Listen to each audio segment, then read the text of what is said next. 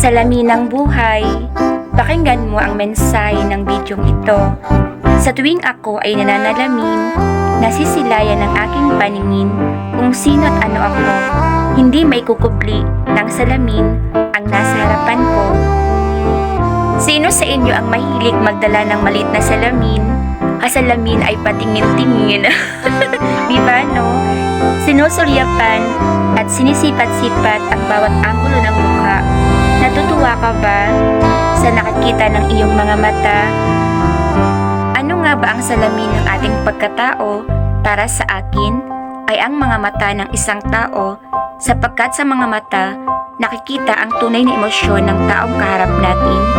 Maaring siya ay masayahin, subalit kung ating pakasusuriin sa kanyang mga mata, mababanaag natin ang tunay niyang saloobin.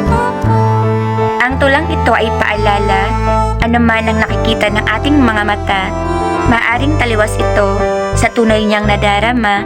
Maging maingat tayo sa pakikitungo sa kapwa, piliing maging blessing at lesson tayo palagi sa iba.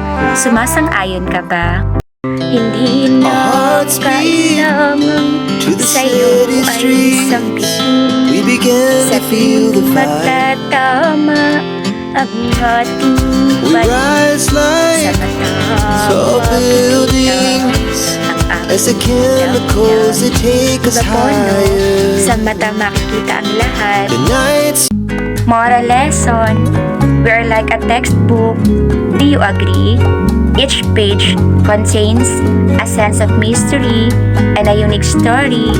Everyone has a story to tell behind his or her personality. Be careful in dealing with other people we might meet along life's road. Be a blessing or a lesson to be cherished for a lifetime.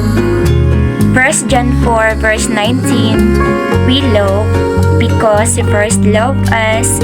Once again, let us always choose to be a blessing or a lesson along life's road.